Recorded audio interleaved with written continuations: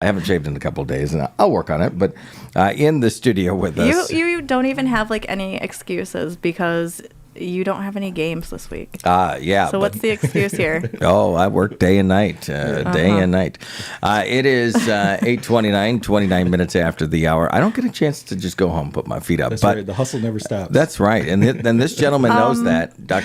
You fall asleep in the chair, okay? Yeah, because I'm so sleep deprived. Yeah. There's perfect idea. That's right. Dr. Jacob Sang with us this morning. Good morning, sir. Thanks for coming in. Good morning. Let's talk about sleep deprivation. People know you, Dr. Jacob Sang from NorthStar Chiropractic and NorthStar Fitness in downtown Ludington.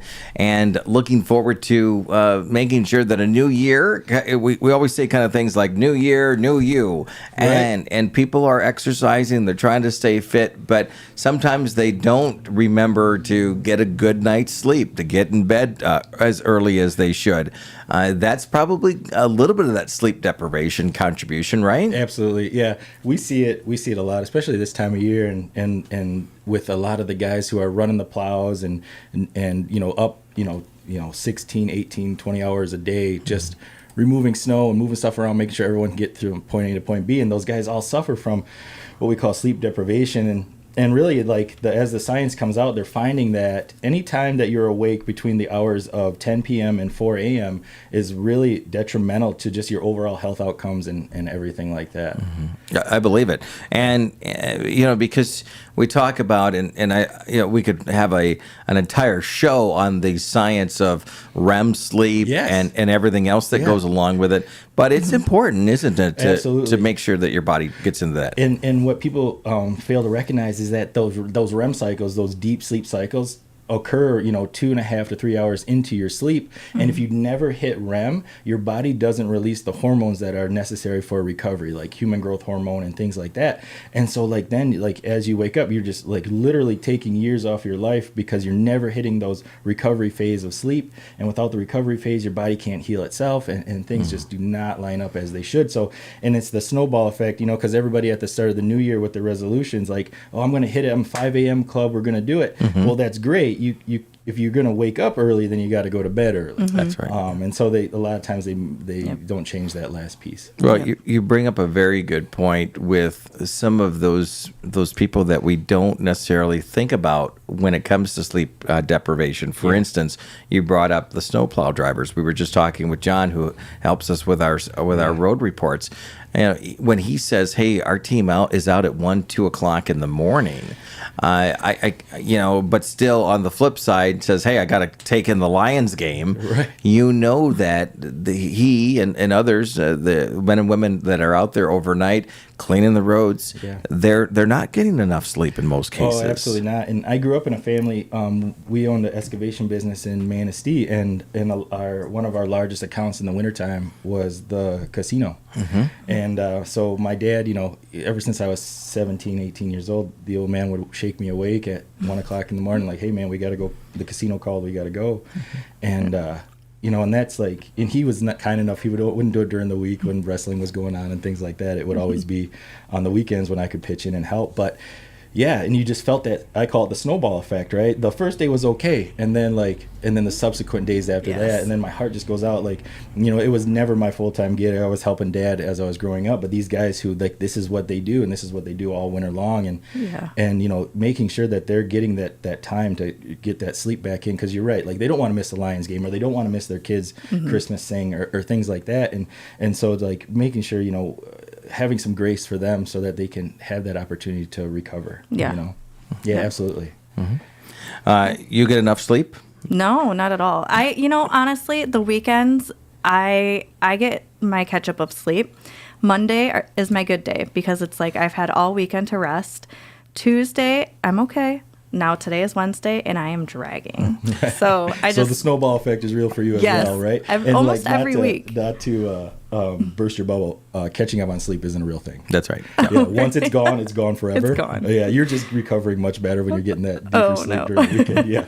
Well, and we find ourselves in the same sort of boat that when we sleep too much, it's sort of the flip side of that. We think, hey, I've got time, I'm gonna sleep a bit more. but your body becomes it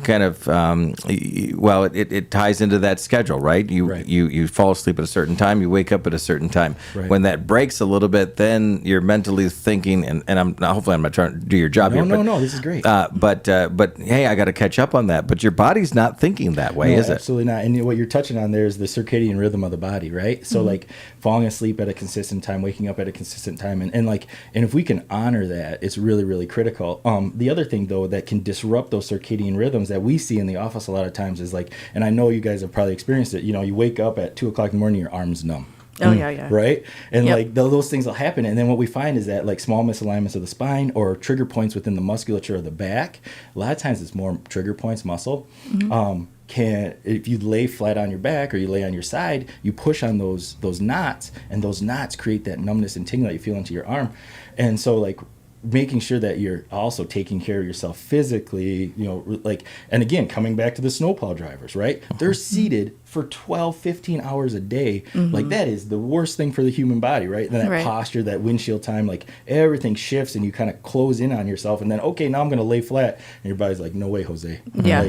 This hurts. I can't sleep. Yeah. And so like, that's what we deal with a lot in the office, just trying to help people sleep better. And that's usually one of the first things that we see after an adjustment or anything like that, is that they sleep is the first thing to change, which is really cool. But if you're just joining us, we're talking with Dr. Jacob Sang from NorthStar Chiropractic, NorthStar Fitness. And if you don't mind sharing a couple of tips in regards to sleeping. So, for those snowplow drivers, for those individuals that might lack sleep, is there any tips that you would give to help get a better night's sleep? Obviously, if we see our snowplow driver doing jumping jacks in our driveway, that's getting some exercise and not sitting anymore. But there has to be some options out there. Yeah, that would be the first one, right? Trying to offset all that time, and then despite the fact that you've been up through the night and stuff, if you can get your body out and get it moving rather than run home, eat, lay down, and go right to bed, moving that body a little bit will help you get a more restful sleep, whether it's jumping jacks or going for a walk. The other thing is too is like, and we keep bringing up soap, but there's people whose lives revolve around third shift or second shift, right? Yep.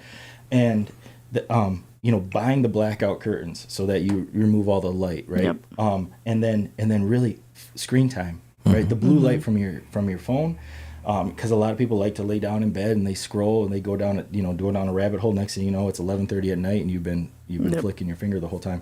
So the thing is we have to remove that blue light because it affects the brain and the circadian rhythms and all that kind of stuff. The other thing that I recently learned, which was super interesting to me, is the circadian rhythms, the sleep cycles of the body, is directly tied to body temperature. Oh. And so we're finding that if you can keep your body cooler longer while you're sleeping, you can hit a more deeper, more restful sleep. Oh, I did really cool. Yeah, I went as far as I bought this. It's a mattress pad that sits right on top the mattress and underneath the fitted sheet, and it keeps my temperature in my bed at like 67 degrees all night long. Really? Very cool. Interesting. I hate being cold, so I don't know how. I don't think I could sleep better. Didn't you say that you put a fan? You have a fan? Yes, for noise though. Okay. Well, it's probably doing a couple things, right? Yeah. And like I don't like being too hot and I don't like being too cold. So, but I always have to have a blanket on me. So like half of me is like out and then the other half is like in the sheets and whatnot. But that brings up a very good point of if you can get to that happy medium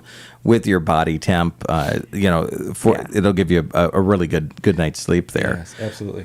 Anything else that we forgot to talk about in regards to this? The thing we talked about like aches and pains not letting us get a restful night's sleep, but like I don't think people really understand the full gravity of the situation. Is if we interrupt that 10 p.m. to 4 a.m. sleep cycle, we see an incidence of heart disease go up. We see diabetes go up. We see the obesity and depression, right? Everything goes up as we lose sleep. And so it's a really important thing. And I don't think, and like we live very much in the Instagram influencer mantra of wake up and grind it out, right? Like it's just not true, right? Like you have to recover your body. You have to make sure that you're doing the things necessary so that you can, wake up, not feel like you have to take a nap all day long, feel recovered, and do those things. And then the impact it has on overall health. I literally have people who retire from third shift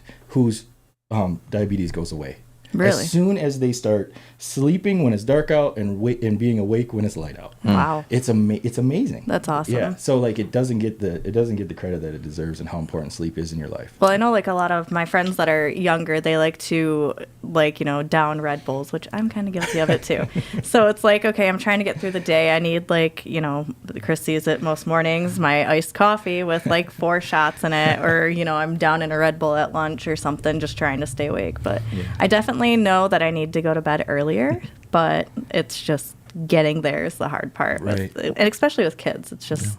Well, yeah. and that message, Janelle's young enough that she can, that your guidance and advice can help her in the long run. And, as an example, and I'll give you, we're about 10, 12 years, 14 years apart.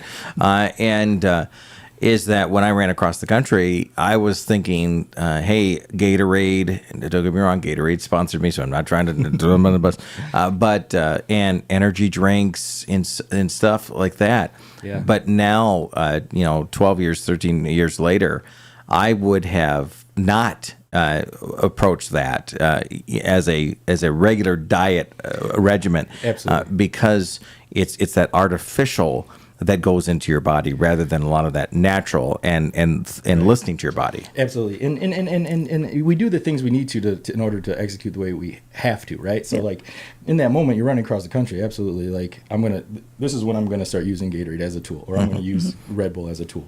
But it's not a long-term solution, right? It's when it becomes long-term is when we start having real issues. Yeah. Like those 5-hour energies, just, grabbing them at the gas station. Just, can I get 6 of those? Put it in your purse. Never know. We're gonna have to get you on a healthy diet. I'm gonna buy her a. Honestly, if you really want to know, I have never had a 5-hour energy. I've thought about it, but I'm scared. No, stay away from that. I think. You tell me if I'm wrong, but I think it makes sense to try to do. As an example, for the longest time, when I was diagnosed with diabetes, I would buy a bag of just almonds, not salted almonds or roasted almonds or anything, like that, just plain almonds. And I was teasing. Some of my friends are like, well, "You got your bag of almonds?" I'm like, "Yeah, I do." Squirrel. And it helped out a lot in regards to my eating habits and such. And we could talk a lot about this, but insulin, right? So obviously, overproduction of insulin within your body is what leads to diabetes and things like that. And if you can control insulin, ultimately you can control your blood sugar, and by controlling your blood sugar, you can affect everything. So yes, healthy fats, high protein is the first step to maintaining a normal lower insulin level. And doing so, then you can reverse those effects for sure. I talk about it even with young kids, right? And just having healthy habits, having healthy proteins, healthy fats going in your body. It unfortunately, like, there's a lot of misinformation out there about what is required by your human body, and for the longest time it was the food pyramid and things like that. And what we're seeing is that it's all shifting. Yeah. And that, and we're getting back to, and insulin is nothing more than a hormone within your body. And so it can be controlled. And doing, just like you said, having your bag of almonds it's the smartest thing you can do. Yeah. I got to get back to the store and get some. And then when you'll find it, Janelle, it'll be like he's eating his almonds constantly all day long. I'm going to call you a squirrel. There you go. Chris is acting a little squirrely like Hudson. I'll take squirrel over unhealthy, right? There you go. Exactly. Before we wrap up, Dr. Jacob Sang, Brandy Ruggiero on her Facebook page says he is awesome, and you get a lot of that. Even after these segments, people stop down and say hi to you and say, "Hey, we love being able to just know your knowledge from time to time." That's right? Really nice. That's so nice. Yeah. So we appreciate you. How can people get a hold of you? Tell us about that. You can call the office 231-843-8200 if you're looking to talk more about sleep deprivation, or maybe you're suffering, you can't get to sleep at night or waking up in the middle of the night. And then we have our website, nstarchiro.com. All of our paperwork's on there. So like if you want to say, if you do think you want to come in, you can fill that out and our staff will get in contact with you. All right. Sounds good. All right. Well, we appreciate you coming in, and I'll work on my sleep deprivation and being able to shave from time to time a little bit there. I think that goes hand in hand too. Yeah, It's well, like that rugged look is a thing, man. So it's all right. Oh, okay, thanks. I appreciate it. All right. No, it's all right. It's 8:43 now. If you missed any of this segment, you can watch it in its entirety on our Facebook pages, whether the Hot Country Hits Facebook page or the Mom FM Facebook page, as well as our YouTube channel. There's an archive of it there. Dr. Jacob Zhang, thanks for coming in. As you. always, we appreciate you. Appreciate you. You got it.